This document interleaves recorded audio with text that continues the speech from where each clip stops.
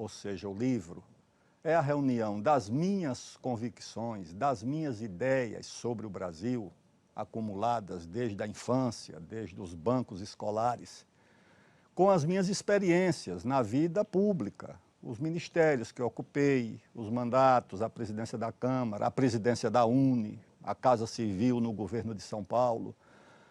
Então, são 50 anos que eu levei para escrever esse livro. Colocar no papel foi mais rápido. Quinto movimento, porque eu divido a história do Brasil em 4 grandes períodos, que eu denomino de movimento exatamente para dar a ideia de que a história é algo vivo, não é apenas a cronologia inerte, o tempo inerte. O primeiro movimento é a construção da base física do Brasil, do território, do nosso lar nacional. Esse foi um trabalho gigantesco, que vai do ano zero da independência, em 1500, até 1750, no Tratado de Madrid. Descobrimento até 1750. Isso, do descobrimento até 1750, que é o Tratado de Madrid, quando Portugal e Espanha celebram um acordo que praticamente dá ao futuro país, ao futuro Brasil, o território que nós temos hoje. Desde a ilha de Marajó até Tabatinga, lá na fronteira com a Colômbia e o Peru, isso tudo já era Brasil desde aquela época. O segundo movimento é o da independência. A independência vai de 1750 até 1822, passando pela revolta de Vila Rica, do Filipe dos Santos, a Conjuração Mineira, a revolta dos alfaiates, até o momento sublime, que é 1822, quando nós encontramos as lideranças de Dom Pedro I, do José Bonifácio, da princesa Leopoldina, e esses líderes conseguiram o milagre de criar na América Portuguesa um país continental. Então, esse milagre geopolítico é o segundo movimento. O terceiro movimento é a consolidação desse milagre, a consolidação da unidade do país e da independência, que também não foi uma coisa simples e nem fácil.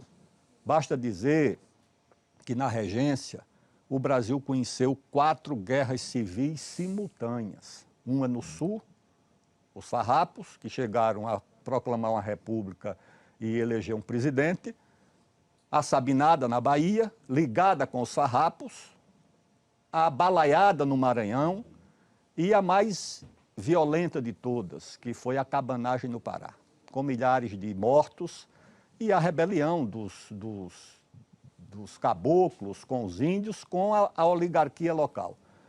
Isso tudo colocou em risco a unidade do país. Já tínhamos tido a Confederação do Equador. Na Confederação do Equador, em 1824, os líderes da Confederação reuniram $800 mil em dinheiro para comprar armas nos Estados Unidos. Nomearam uma comissão diplomática para pedir reconhecimento nos Estados Unidos. Quando o Frei Caneca foi fuzilado, no Forte de 5 Pontas, em Recife, ao lado dele foi fuzilado um cidadão americano, que participou dessa conspiração. O exército imperial invadiu os navios americanos que estavam no porto do Recife para baixar a bandeira, porque eles tinham colocado a bandeira a meio pau por conta dos fuzilamentos dos líderes da Confederação do Equador. O Brasil passou por tudo isso. E consolidar a unidade do país, nós só conseguimos porque tínhamos 2 instituições que não se submetiam aos caprichos dos caudilhos locais, que era o Exército e a Marinha. Com essas 2 instituições, nós pacificamos o país, nós acabamos com essas insurreições locais e o país manteve a sua unidade. Esse é o terceiro movimento. O quarto movimento é a República, do Deodoro, do Floriano, chegando no seu ápice, no seu momento maior, que é a Era Vargas. Essa Era Vargas atravessa Juscelino, os governos militares, o governo Lula, e termina no que eu chamo de momento de desorientação do país, que é o momento atual. Daí eu proponho o quinto movimento, que é a retomada desse processo de construção do país baseado no desenvolvimento da sua economia, da ciência, da tecnologia, da luta contra as desigualdades e da democracia. Esse é o quinto movimento. Ministro, durante esses eventos, eu percorri aqui com muito prazer a sua parte histórica aqui, mostra que o senhor é um aficionado, um apaixonado pela história do Brasil, né? E o senhor levanta aqui um aspecto muito interessante. Os entendimentos, os acordos feitos ao longo da história, o senhor cita a independência, a república, a expulsão dos holandeses, eram sempre entendimentos improváveis, e, no entanto, aconteciam. Para expulsar os holandeses, se a gente imaginar o Felipe Camarão, que era um índio, com a turma dele, o Henrique Dias, um negro liberto, com a turma dele, os fazendeiros, o André Vidal de Negreiros, com a turma dele, você vê que é um encontro ali, um encontro muito improvável, né? E, no entanto, aconteceu. Na República, a mesma coisa, a abolição, a mesma coisa e tal. E agora o senhor está propondo uma união nacional. O país dividido do jeito que está, essa é uma expressão que cai muito bem. União nacional. Me parece um pouco, assim, quase divino isso. Mas o senhor vê caminhos para isso. Então, a minha pergunta é, que possibilidades reais o senhor vê de uma união nacional nesse país que tem uma história realmente de entendimentos improváveis? O senhor está vendo um outro entendimento possível aí? Eu chamo, Mitre, na verdade, essas alianças improváveis de alianças heterogêneas. É isso. São as alianças heterogêneas. E o Brasil é o país das alianças heterogêneas. É que aqui, muitas vezes, insistem em nos impor o modelo europeu de 2 partidos. Isso funciona na Inglaterra, funciona mais ou menos na França, na Alemanha, nos Estados Unidos.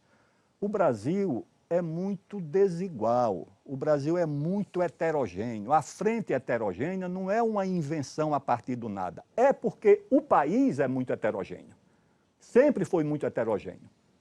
Daí que nós tivemos que reunir os negros do Henrique Dias, os índios do Felipe Camarão, é incrível, os fazendeiros essa aliança do André... é incrível. Essa aliança é improvável.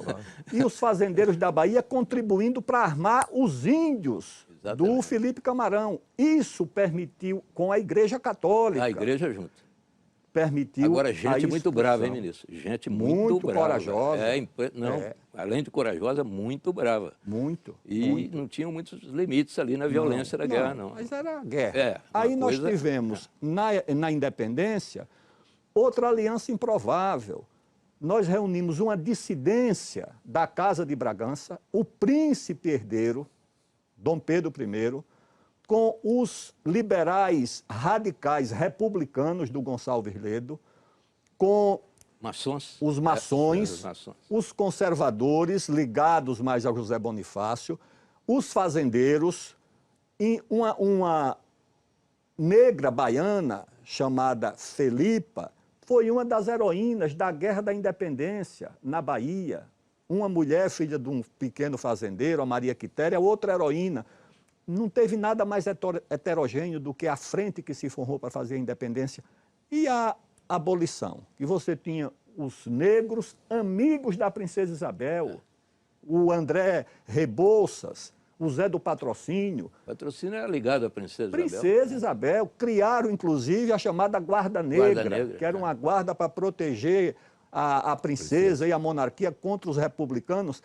Outra frente heterogênea, como foi a República também, com os militares do Floriano, do Deodoro, essa classe média urbana que apoiou, e os fazendeiros de São Paulo, que também apoiaram a República. 30, teve mais coisa heterogênea do que 30. Um fazendeiro, um grande estancieiro, foi o líder da industrialização do Brasil. Getúlio Vargas. Getúlio Vargas. E foi o autor da legislação social mais avançada da história do Brasil. Mas a minha pergunta o senhor não respondeu. E a União Nacional agora? Ora, Mitre, se nós conseguimos unir o país em condições tão mais difíceis e adversas para cumprir tarefas muito mais grandiosas e gigantescas, abolir a escravidão, fazer a república, tornar o país independente, industrializar o Brasil, por que não vamos, já que o principal foi feito, dar prosseguimento a essa obra, fazer o acabamento da obra? Eu acho que é possível, porque é necessário. Sheila. Ministro, nesse sentido, é preciso contar com o papel das Forças Armadas. Aliás, tem um capítulo no livro que fala exatamente sobre o papel das Forças Armadas na reconstrução do Brasil, sobre a importância de as Forças Armadas aprofundarem os seus laços com a nação, com a sua história, com a identidade, desviando-se de armadilhas ideológicas e políticas que dividem a população e o país. Eu queria ouvi-lo sobre isso, sobre essa mistura de papéis e sobre a importância das Forças Armadas na reconstrução do país e no futuro, nessa união nacional. Pois não. Sheila, eu sempre dizia lá no Ministério da Defesa e antes lá na Comissão de Relações Exteriores e de Defesa Nacional, que Forças Armadas, principalmente num país como o Brasil, têm uma dupla missão. A missão que é a atividade fim, que é a defesa do país. Mas no Brasil, as Forças Armadas sempre tiveram uma ação subsidiária de construção do país. Construção da base física, defendendo as nossas fronteiras, construção política em episódios como abolição e república, e 30, porque 30 foi o Getúlio o líder, mas a rebelião, a revolução, foi garantida pelas Forças Armadas e pelo outro caudilho, que era o Góes Monteiro, o caudilho militar. A missão de construção científica e tecnológica no Brasil. Os 2 primeiros computadores brasileiros foram feitos pelas Forças Armadas. O Brasil, a Marinha fez o Cisne Branco, porque precisava de um computador para substituir a informática inglesa nas fragatas que havia importado da Inglaterra. Então fez um computador com a Unicamp, o Cisne Branco. A Aeronáutica, com a USP, fez o Patinho Feio. E os 2 primeiros computadores brasileiros saíram das Forças Armadas. O Programa Nuclear Brasileiro, o Programa Espacial Brasileiro, a defesa cibernética no Brasil é um programa desenvolvido pelo Exército. Então, as Forças Armadas sempre cumpriram o papel social de socorrer os sertanejos com a Operação Pipa para levar água no sertão, que eu vi lá em Garanhuns sendo feita, a assistência aos índios na Amazônia. Então, é essa dupla missão, a missão de defender o país e a missão de ajudar a construir o país. E defesa também num país como o Brasil, você tem um aspecto que é a escolha. Você quer ter submarino nuclear, você faz. Mas o outro é o destino, você não escolhe. Proteger 17 mil quilômetros de fronteira não é escolha. 8 milhões e meio de espaço aéreo, 4 milhões e meio de águas jurisdicionais. Isso é o destino que nos dá. Portanto, as Forças Armadas no Brasil são instituições imprescindíveis e devem se voltar principalmente para atender às aspirações nacionais no seu conjunto, não correr o risco de se transformar em linha auxiliar de partido político. Esse é um risco. As Forças Armadas sempre devem ser parte da solução dos problemas do Brasil e não parte do problema do Brasil, porque aí se torna um problema grande.